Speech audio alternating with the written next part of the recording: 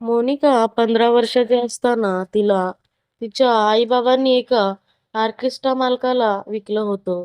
त्यानंतर त्या ऑर्केस्ट्रा मालकाने तिला दुसऱ्याला विकलं आणि दुसऱ्याने तिसऱ्याला.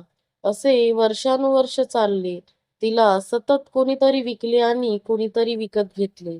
मग एके दिवशी तिच्या आयुष्यात रोहित आला आणि मग मोनिकाचे डोळे त्या गर्दीत गेल्या अनेक महिन्यांपासून तिच्या मागे फिरणाऱ्या एका व्यक्तीला शोधत होते.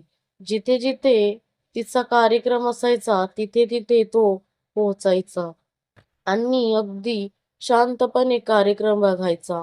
कार्यक्रम संपण्याच्या बेतात असताना तिला फुलाचा सुंदर गुच्छ देऊन तो शांतपणे परत यायचा. सुरुवातीला मोनिकाने त्याच्याकडे लक्ष दिले नाही. पण जेव्हा तो त्याच्या प्रत्येक कार्यक्रमाला येऊ लागला, तेव्हा तिच्या मनात त्या तरुणाबद्दल एक कुतूहल निर्माण झाले, की तो कोण आहे?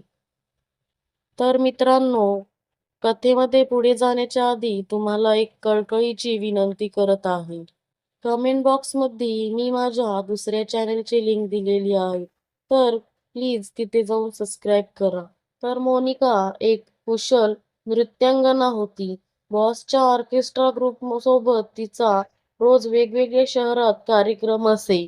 एखादा पिक्चरच्या नायिकेप्रमाणे अतिशय सुंदर चेहरा असलेली गोरीपान देखणी मोनिका जेव्हा स्टेजवर नाचायची, तेव्हा अनेक लोकांची हृदये धडधडायची. तिच्या शरीराची लवचिकता, तिच्या कातील अदा आणि तिच्या ओठावरचे हसू याने हजारो लोकांना वेड लावले होते. पण वरवर दिसणाऱ्या तिच्या हसऱ्या, मोहक आणि मादक चेहऱ्यामागे खूप दुःख लपलेले होते. मोनिका अवघी 15 वर्षाची असताना तिच्या आई-बाबांनी अवघ्या 10,000 रुपयांसाठी तिला या ऑर्केस्ट्रा ग्रुपच्या मालकाला समीरला विकले होते. मग नृत्यातील प्रावीण्य हाच तिच्यासाठी शाप ठरला. पण मोनिकाने यावर आक्षेप घेतला असता समीरने तिला हवं तेव्हा आई-वडिलांना भेटायला जाता येईल असे आश्वासन दिले होतं. मोनिकाला ऑर्केस्ट्रा ग्रुपमध्ये सामील होऊन जवळपास 1 वर्ष झाले होते. दरम्यान तिने अनेक ठिकाणी आपले कार्यक्रम दिले होते. तिला पैसाही चांगला मिळाला. पण समीरने आपले वचन पाळले नाही. ना तिचे आई-बाबा तिला भेटायला आले, ना समीरने तिला कधी तिच्या घरी आई-बाबांना भेटायला जाऊ दिले. याउलट त्याने वारंवार तिच्यावर शारीरिक अत्याचार केले. थोड्या दिवसांनी तिला समीरचे मन भरले तेव्हा त्याने तिला दुसऱ्या ऑर्केस्ट्रा ग्रुपला विकून टाकले. यानंतर मोनिकाची पुन्हा पुन्हा विक्री झाली. प्रत्येक वेळेला तिच्या कलेसोबत तिचे शरीरही विकले गेले. पण मोनिका तक्रार कोणाकडे करणार? तेही अशा परिस्थितीत जेव्हा तिच्या जन्मदात्या आईवडिलांनीच तिला या नरकात ढकलले होते. मोनिका ही या आयुष्याला आता सरावली होती. जेव्हा तो तरुण तिच्या आयुष्यात आला, तेव्हा मोनिका दलदलीत अडकलेली, असहाय्य आणि भावनाहीन जीवन जगत होती. पण त्या तरुणाच्या एंट्रीने तिच्या आयुष्यात खळबळ उडवून दिली होती. मोनिकाने आता ठरवलं होतं, की त्याला आता थेटच भेटायचे आणि विचारायचे, की तो तिच्या का मागे लागला आहे. तिचा दुसऱ्या दिवशी कार्यक्रम होता. तो तरुण उद्याही येणार याची तिला खात्री होती. दुसऱ्या दिवशी प्रमाणे तो तरुण तिच्या कार्यक्रमाला आला होता. कार्यक्रम संपल्यावर तो नेहमीप्रमाणे तिला बुके द्यायला आला. बुके देऊन तो परत वळणार इतक्यात मोनिकाने त्याला थांबवले आणि विचारले, "गेल्या जवळपास 6 महिन्यापासून तू माझ्या प्रत्येक कार्यक्रमाला हजेरी लावतोस, मला बुके देतोस, पण काही न बोलता तसंच परत जातोस. असे का बरं? तुला माझ्याशी काहीच बोलायचे नाही का?" "कारण मला तू आवडतेस," तो गंभीर आवाजात म्हणाला. "असे सांगणारे गुपजन आहेत. असे बरेच लोक येतात. त्यांना मी आवडते. माझ्यावर त्यांचे प्रेम आहे असे सांगून सगळेजण मला मजा मारून झाली की आयुष्यातून निघून जातात. हे सगळे फक्त आकर्षण असते. अल्पकाळाची मजा असते, जी काळाच्या ओघात मावळते." मोनिका नाराजीच्या सुरात म्हणाली, नाही तसं नाहीये. माझे तुझ्यावर मनापासून खरे खरे प्रेम आहे आणि मला तुझ्याशी लग्न करायचे आहे. तुला माझ्या आयुष्याचा हिस्सा बनायचे आहे. तो तरुण काकुळतीला येऊन म्हणाला. हे शक्य नाही, मोनिकाने त्याला निक्षून सांगितले. का? कारण मी ज्या लोकांसोबत काम करतो त्यांना मी सोडून जाणे परवडणार नाही. मोनिकाने सत्य सांगितले. प्रश्न लोकांना काय हवे आहे हा नाही. प्रश्न आहे तुला काय हवंय? त्या तरुण बोलाला म्हणजे मोनिकाने न कळून विचारले. मी तुला नंतर सांगेन, पण त्याआधी तू मला सांग की तू तुझ्या सध्याच्या आयुष्यात खुश आहेस का? त्या तरुणाने विचारले. मोनिकाला त्याच्या प्रश्नाचे उत्तर देता आले नाही. ती थोडा वेळ त्याच्याकडे स्तब्धपणे पाहत राहिली. मग म्हणाली, मी नाही म्हटलं तर मग मी म्हणेन की तू हे म्हणले जीवन सोडून दे. तो तरुण बोलला. आणि आणि काय करू? काय खाऊ? कसे जगू? मला दुसरे तर काहीच येत नाही. या ऑर्केस्ट्रापायी माझे शिक्षणही पूर्ण झाले नाही. मोनिका असहाय्य होऊन म्हणाली, तुला काही उद्योगधंदा करायची गरजच नाही. तू फक्त माझ्याशी लग्न कर. तुला मी माझी राणी बनवून ठेवीन. आयुष्यभर तुझी काळजी घेईन. तो तरुण बोलला. तू भावनेच्या भरात हे बोलत आहे. तुझा हा प्रस्ताव मी स्वीकारू शकत नाही. मोनिका आपल्या खुर्चीवरून उठत म्हणाली, तसं नाहीये. तो म्हणाला, आणि बाय बाय द वे, माझे नाव रोहिता आणि माझे तुझ्यावर खरोखर प्रेम आहे. मी एक ना एक दिवस तुला ते सिद्ध करून दाखवेन. एवढा बोलून तो उठला आणि निघून गेला. यानंतरही प्रत्येक कार्यक्रमाला रोहित मोनिकाला भेटत राहिला. जेव्हा जेव्हा तो तिला भेटायचा तेव्हा तिला परत परत लग्नासाठी प्रपोज करायचा. सत्य हे होते की मोनिकालाही तो आता हळूहळू आवडू लागला होता आणि त्याच्या लग्नाचा प्रस्ताव स्वीकारून तिलाही या लाजिरवाण्या जीवनातून मुक्त व्हायचे होते. पण तिचा ऑर्केस्ट्रा मालक तिला इतक्या सहजासहजी आपल्या तावडीतून मुक्त होऊ देणार नाही हे तिलाही चांगलंच माहीत होतं.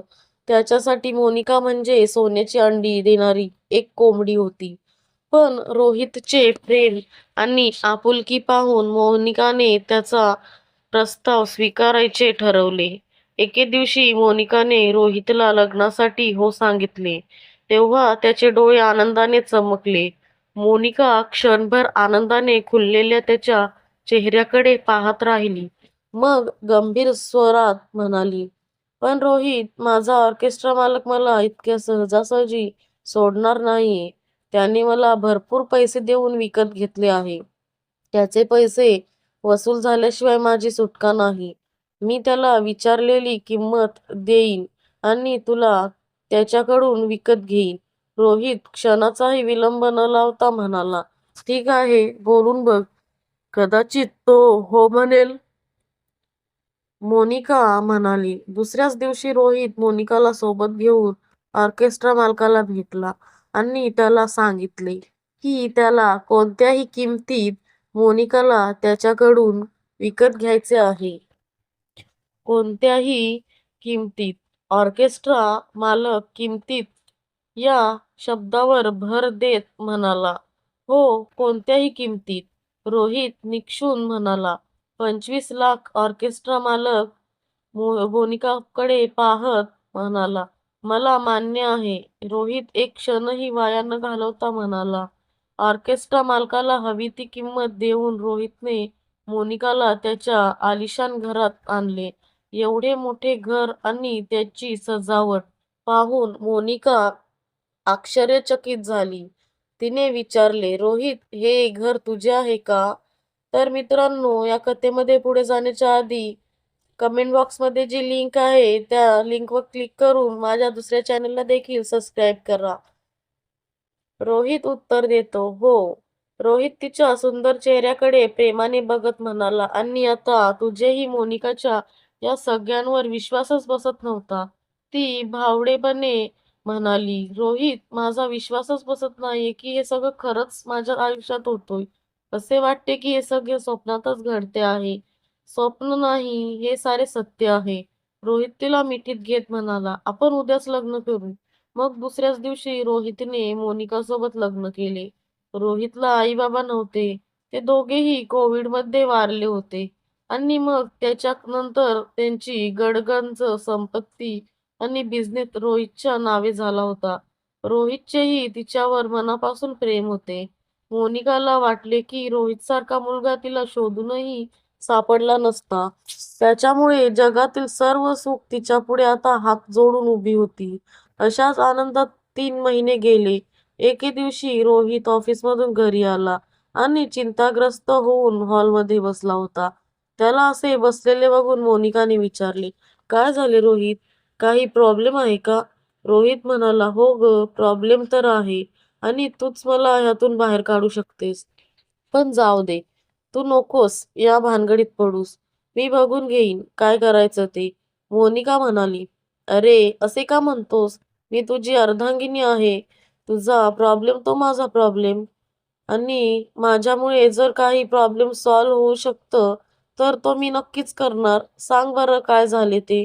"अगं राणी, मी तुला कधी बोललो नाही, पण आई-बाबांच्या मृत्यूनंतर बिझनेस खूप घाट्यात चालला आहे. आज 2 वर्षानंतर 1 करोडची मोठी ऑफर आली आहे. पण समोरच्या पार्टीची मागणी खूप विचित्र आहे." "जाऊ दे." रोहित नाराजीच्या सुरात म्हणाला, "अरे पण राजा, सांग तरी काय झालंय ते.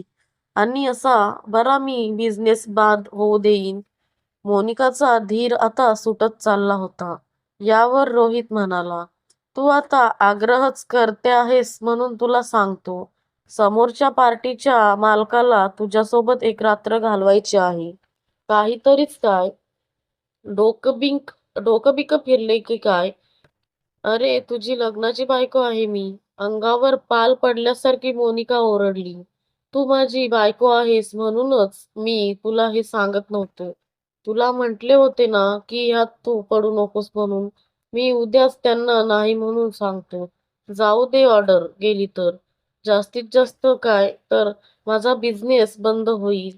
"होऊ देत." असे म्हणून रोहित डोकं पकडून बसला. मोनिकाच्या जीवाची आता घालमेल सुरू झाली. तिला रोहितला असे अडचणीत सापडलेले बघवेना. ते देखील त्याच्या बाजूला बराच वेळ विचार करत बसली. अखेर तासाभरानंतर मनाचा हिया करून बोलली, "रोहित, माझ्या एका रात्रीच्या बलिदानामुळे आपला डबघाईला आलेला बिझनेस वाचत असेल तर मी तयार आहे." रोहितने आपली मान वर करून तिच्याकडे बघून म्हणाला, "खरंच मोनू, माझ्यासाठी तू हे करशील?" जड अंतकरणाने मोनिका म्हणाली, "हो." त्यानंतर लगेच दुसऱ्याच रात्री रोहितने मोनिकाला दुसऱ्या कंपनीच्या मालकासोबत पाठवले. रोहितला ती ऑर्डर मिळाली. पण 2-4 दिवसानंतर पुन्हा तोच प्रकार घडला. यावेळी मात्र रोहितने मोनिकाला थेट समोरच्या पार्टीच्या मालकाकडे जाण्यास सांगितले. तो म्हणाला, "कधी-कधी तुम्ही माझ्या व्यवसायाशी संबंधित श्रीमंत लोकांना भेटले पाहिजे." "काय बोलतोयस रोहित तू हे?" मी तर फक्त एकदा हे सगळं ऐकून मोनिका आश्चर्यचकित झाली होती. रोहित गोड आवाजात गोड म्हणाला, "हे बघ मोनिका, जर तू असं केलंस नाही तर आपल्या कंपनीला मोठमोठ्या ऑर्डर मिळतील, ज्यामुळे आपल्याला करोडोंचा नफा मिळेल. आजकाल हे सगळे खूप कॉमन आहे. एक पत्नी म्हणून तुला तुझ्या पतीला त्याचा व्यवसाय वाढवण्यासाठी मदत करणे हे तुझे कर्तव्य नाही का? आणि तू काही हे पहिल्यांदाच करत नाही ना आहेस. तुला तर सवय आहे या सगळ्यांची." हे सगळे ऐकून मोनिका आता सुन्न झाली होती. "तुला तर सवय आहे ह्या सगळ्यांचीच." असे बोलून रोहितने तिच्या दुखऱ्या नसेवर बोट ठेवले होते. जे वेदनादायी आयुष्य ती मागे ठेवून आली होती. रोहित तिला त्याच आयुष्याची आठवण करून देत होता. तिला त्याच आयुष्यात परत ढकलत होता. त्याचे खरे रूप आता तिच्यासमोर आले होते. तिच्याशी लग्न करण्यामागे काय डाव होता ते आता तिच्या लक्षात आले होते. पण ती काय करू शकत होती? काय नाही. मोनिका एक मजबूर असहाय्य अबला होती. ठीक आहे, ती उदास मंद हसत म्हणाली. रोहितने मग एका व्यक्तीला आपल्या घरी आणले आणि इच्छा नसतानाही मोनिकाला त्याला खुश करणे भाग पाडले. मग हा प्रकार चालूच राहिला. रोहित रोज कुठल्यातरी श्रीमंत व्यक्तीला सोबत घेऊन यायचा आणि मोनिका त्याला खुश करायची. मोनिकाला नंतर कळले की प्रत्यक्षात रोहित तिचे सुंदर रूप, सुंदर शरीर त्याच्याकडे सोपवण्यासाठी त्याच्याकडून मोठी रक्कम घेत होता. मोनिकाला आधी तिच्या आई-वडिलांनी विकले, मग वेगवेगळ्या ऑर्केस्ट्रा मालकांनी तिला वारंवार विकले आणि आता तिचा नवरा देखील विकत होता. पण आता ती काही करू शकत नव्हती. त्यात एके दिवशी तिला माहीत पडले की ती प्रेग्नेंट आहे. मोनिकाने फार खुश होऊन ही गोष्ट रोहितला सांगितली. तिला वाटले की बाळाची गोष्ट ऐकल्यावर तरी रोहित हा सारा खेळ थांबवेल. पण तो म्हणाला, "मोनिका, काय घाई आहे ग बाळाची? अजून थोडे दिवस आपण मजा करूयात. आणि काय माहिती ग हे बाळ कुणाचे आहे? आपण तुझे अबॉर्शन करूयात." अबॉर्शन हा शब्द ऐकताच मोनिकाच्या अंगाला दरदरून घाम फुटला. तिने बाळासाठी रोहितला खूप विनवण्या केल्या, पण त्याचा काहीही फायदा झाला नाही. रोहितने तिच्या मनाविरुद्ध तिला डॉक्टरकडे नेऊन तिचे अबॉर्शन केले. मोनिकाला असे वाटले की तिचे काळीजच कुणीतरी काढून नेले. अबॉर्शनची प्रोसिजर झाल्यावर ते दोघे जेव्हा घरी आले, तेव्हा रोहित तिला म्हणाला, "तू आता 2 दिवस आराम कर. आज रात्री मला एका पार्टीला जायचे आहे. मी उद्या सकाळीच येईन घरी." आता मग तो रात्रीच पार्टीला निघून गेला. पण मोनिकाचे त्याच्याकडे अजिबात लक्षच नव्हते. ती आता एखाद्या निर्जीव बाहुलीसारखी झाली होती. रात्र उलटली. सकाळी रोहित पार्टीहून घरी आला. बेडरूमवरचा दरवाजा आतून बंद होता. त्याने बराच वेळ दार ठोठावले, पण आतून मोनिकाचा काहीच प्रतिसाद नव्हता. शेवटी रोहित नोकराच्या मदतीने दरवाजा तोडून आत आला. मोनिका अस्ताव्यस्त अवस्थेत पडली होती. तिची डाव्या हातची नस कापून तिने प्रयत्न केला होता. आता मोनिका तिच्या बाळापाठोपाठ त्याचा शोध घेण्यासाठी अनंताच्या प्रवासाला निघून गेली होती. तिचे निष्प्राण शरीर बेडवर पडले होते, पण जणू रोहितला विचारत होते, "आता कुणाला विकशील मला?" तर मित्रांनो, तुम्हाला ही कथा कशी वाटली ते कमेंट बॉक्समध्ये नक्की कळवा. अशाच छान छान कथा ऐकण्यासाठी माझ्या दुसऱ्या चॅनेलला देखील सबस्क्राईब करा. धन्यवाद. तुमचा एक सबस्क्राईब खूप मदत करू शकतो.